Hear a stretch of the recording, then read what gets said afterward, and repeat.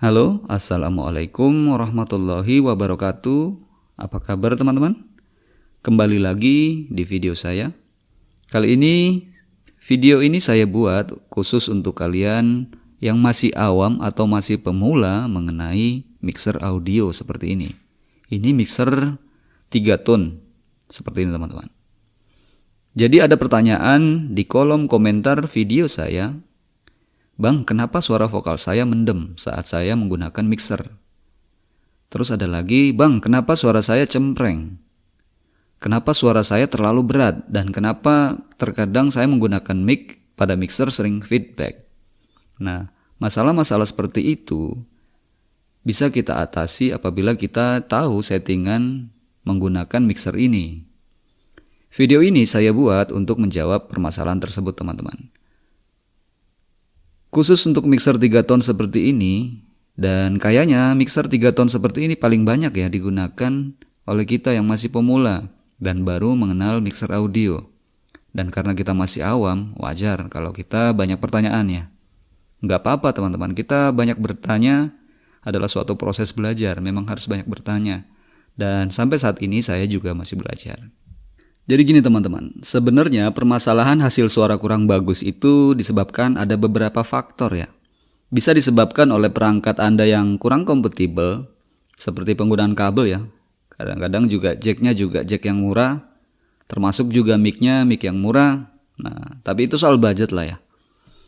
Kemudian permasalahan lain juga yang bisa menyebabkan kalau kita karaoke itu menggunakan mixer suara kita cempreng atau bahkan feedback ya. Itu kadang-kadang settingannya yang salah. Nah, berarti solusinya ada pada settingan mixer, teman-teman. Seperti ini. Mixer ini 3 tone pengaturan vokal ya. Ada high, mid, dan low. Bisa kita setting di sini. Bisa kita maksimalkan di sini. Namun kalau kita berbicara kualitas vokal pada mixer, berarti kita harus mengetahui dulu nih stepnya dari awal dan fungsi keseluruhan tombol-tombol dan katup ini. Jangan sampai asal mutar saja ya teman-teman. Jangan sampai asal setting-setting aja, tahu-tahu hasilnya malah tidak maksimal.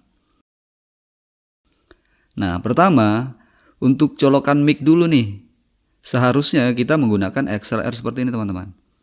Dan bukan TRS ya. Ini biasanya orang tidak paham nih di sini nih. Termasuk saya awal-awal menggunakan juga sering menggunakan TRS. Tapi sebenarnya itu kurang maksimal. Kenapa Bang harus pakai XLR? Selama ini saya pakai TRS, bisa bunyi. Iya, memang bunyi. Namun perlu Anda ketahui, mixer itu peruntukan colokan mic-nya itu dari pabrikannya langsung loh. Harus menggunakan XLR. Dan di mixer ini sendiri sudah diberikan keterangan jelas banget ini. Colokan mic harus di XLR teman-teman. Seperti ini ya. Kemudian timbul pertanyaan lagi lah, terus line ini fungsinya buat apa? Nah, line ini fungsinya untuk instrumen ya, untuk instrumen seperti gitar, piano, ya, instrumen tambahan lah. Jadi mic menggunakan XLR, sedangkan line ini untuk instrumen sebenarnya. Terus pertanyaannya dampaknya apa kalau kita menggunakan TRS ini sebagai input mic, nyanyi menggunakan TRS seperti ini? Ya, dampaknya ke kualitas sinyal suara ya teman-teman. Tidak maksimal karena kualitas sinyal suara yang dihasilkan XLR itu jauh lebih baik apabila kalian menggunakan TRS. Lah kok bisa mas? Padahal sama-sama kabel kan. Nah gini, XLR itu kan singkatan dari External Line Return ya. Terdiri dari 3 pin dan konfigurasinya segitiga. 1 kabel ground dan 2 untuk sinyal. Artinya apa? Artinya colokan XLR ini jauh lebih bagus menangkap sinyal suara dibandingkan TRS. Jadi jelas ya? Nah, sedangkan TRS sebenarnya peruntukannya untuk menangkap frekuensi suara keras. Jadi dia cocok untuk instrumen-instrumen keras seperti gitar, drum, piano, dan lain-lain ya. Intinya seperti itulah. XLR dan line ini sama-sama bisa digunakan untuk mic ya, tetapi peruntukannya sebenarnya XLR ini untuk mic dan line ini untuk instrumen. Jadi sampai di sini kita sudah tahu perbedaan colokan XLR dan TRS. Jangan sampai salah. Nah, sekarang yang kedua, kita harus bisa membedakan antara fungsi gain ini dan volume yang paling bawah ini. Nah, di sini juga sering keliru nih. Kadang-kadang gainnya di fullin, teman-teman.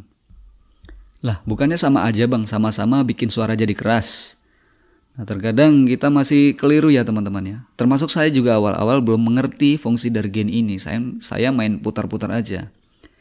Nah, sebenarnya gain ini tugasnya sebagai penguat sinyal suara dari sumber suara dari mulut kita nih, ya, masuk ke mic. Jadi suara ini ditangkap oleh gain, dikuatkan sinyalnya. Nah, sedangkan volume tugasnya sebagai pengeras, menambah suara ya, pengeras suara dari mic dan mengirimnya ke output speaker. Bisa dibedakan ya, sinyal suara dari mulut masuk ke mic itu tugasnya gain. Sedangkan dari mic ke speaker tugasnya volume. Nah, itulah kenapa kalau kita asal mutar gain saja bisa mengakibatkan feedback. Karena penyebab utama feedback itu dari sinyal suara yang tidak stabil teman-teman, terlalu berlebihan. Jadi sinyal suara ditangkap oleh gain, kemudian di gain diproses lagi, dikuatkan, tapi tidak over, jangan berlebihan. Nah, kalau udah pas baru kita naikkan volume untuk mengeraskan suara ke speaker. Dan itu akan meminimalisir feedback teman-teman. Seperti itu ya stepnya ya. Nah, kalau saya sendiri biasanya mengatur gain itu antara jam 11 dan batas toleransi atasnya itu jam 1. Karena apa ke jam 1? Karena biasanya kalau saya lebihkan ya, misalnya saya lebih dari jam 1 itu noise-nya mulai kedengeran teman-teman. Semakin tinggi gain-nya, noise-nya akan semakin lebih parah. Nah, biar lebih clean lagi kalian main amannya itu antara jam 11 sampai jam 1. Seperti itu ya. Sedangkan volume menyesuaikan kebutuhan kalian saja. Kemudian kalau gain dan volume sudah kita atur sesuai dengan porsinya, sekarang kita masuk ke pengaturan utama pada mixer ini, yaitu 3 tone. 3 tone itu maksudnya high, mid, dan low teman-teman ya. 3 pengaturan. Kemudian untuk mengatur ya dan mengatasi masalah-masalah vokal pada mixer, kuncinya kalian hanya perlu mendengarkan karakter si penyanyi tersebut ya. Biasanya kita klasifikasikan itu, kita sederhanakan, permasalahan cuma ada 3. Yang pertama terlalu cempreng biasanya ya. Kemudian suaranya tidak jelas, artikulasinya kurang jelas, mendem, bindeng. Itu yang kedua. Dan yang ketiga biasanya suaranya terlalu overbass dan terlalu berat. Nah, itu 3 permasalahan yang bisa kita atasi menggunakan kontrol 3 tone ini ya. Oke, kita masuk ke permasalahan pertama dulu. Suara cempreng. Nah, ini biasanya terjadi pada vokalis perempuan ya. Namun terkadang juga beberapa penyanyi laki-laki ada yang karakter suaranya itu cempreng. Nah, untuk mengatasi suara cempreng, kalian hanya mengurangi high-nya saja. Kurangin. Lah terus timbul pertanyaan, kalau high-nya dikurangin, suaranya nanti tidak crispy bang. Tidak juga ya teman-teman, karena suara karakter cempreng itu sebenarnya basicnya sudah crispy ya. Namun karena terlalu crispy, akhirnya over high menghasilkan suara yang cempreng. Nah, makanya itu kita perlu cut sedikit. Sambil kita dengarkan, sambil kita setting, mengurangi sampai benar-benar pas suaranya. Itu permasalahan suara cempreng. Terus yang kedua, permasalahan untuk suara bindeng. Artikulasinya kurang jelas kayak orang bergumam ya teman-teman.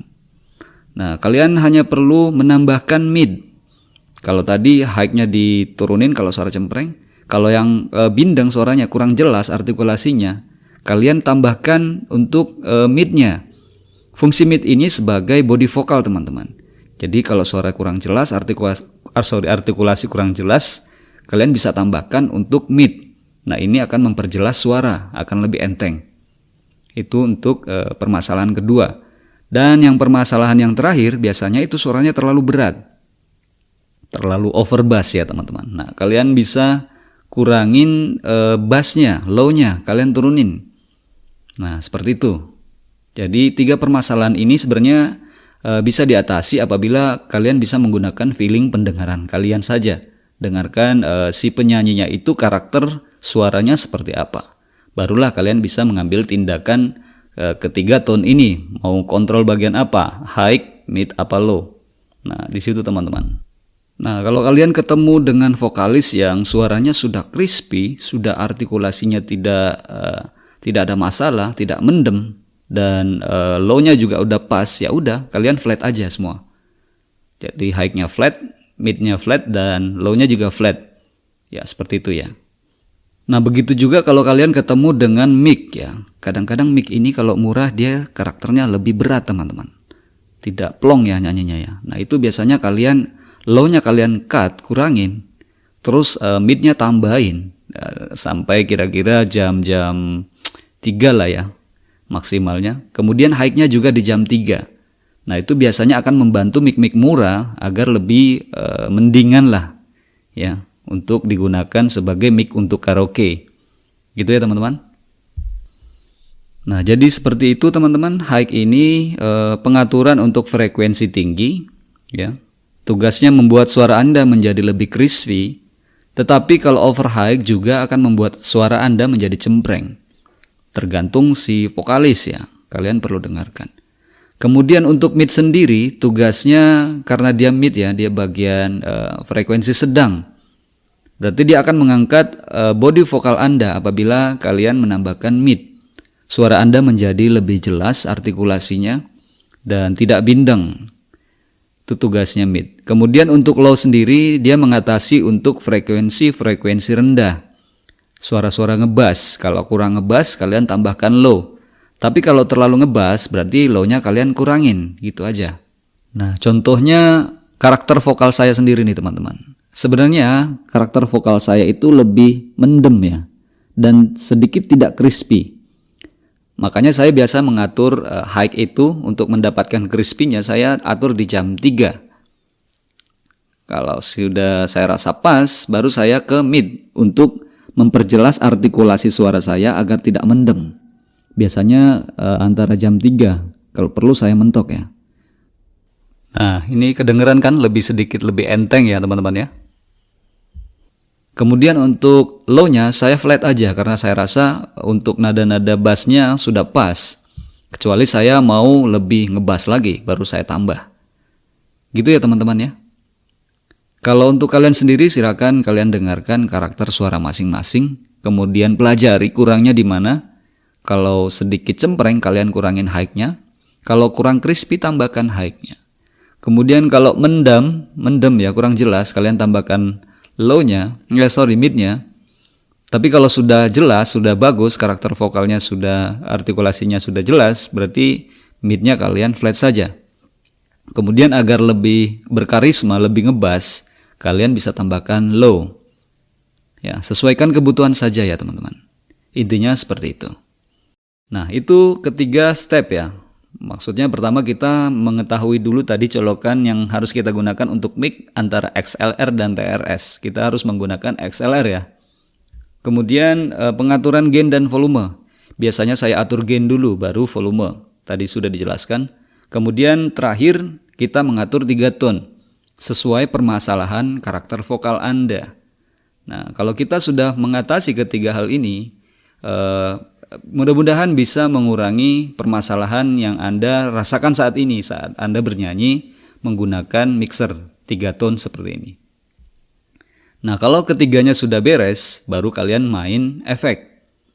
Mau itu echo atau reverb, terserah Anda. Nah, efek ini biasanya paling terakhir teman-teman. Kalau kalian setting mixer vokal, biasanya efek itu paling terakhir. Pertama itu colokannya dulu harus pas. Kemudian gain, volume, baru masuk ke kontrol 3 tone, dan terakhir baru kita tambahkan efek. Intinya seperti itu teman-teman. Kemudian di sini ada aux. Aux ini sebenarnya tidak terlalu signifikan untuk pengaturan vokal, jadi ini hanya untuk monitor ya. Kemudian ada pen. Pen ini hanya untuk balancing ya, kiri kanan untuk output, itu saja. Nah, kira-kira seperti itu teman-teman. Jadi kalian terus mengasah feeling kalian, pendengaran kalian, tindakan yang perlu kalian ambil saat mendengarkan permasalahan vokal, baik itu cempreng, suaranya bindeng, kurang jelas artikulasinya, ataupun terlalu berat. atau bahkan feedback bisa kita atasi apabila kita mengikuti step yang tadi ya. Mudah-mudahan ini bisa sedikit membantu Anda dalam permasalahan vokal menggunakan mixer 3 tone. Dan saya akhiri video saya. Sampai jumpa di video berikutnya. Assalamualaikum warahmatullahi wabarakatuh.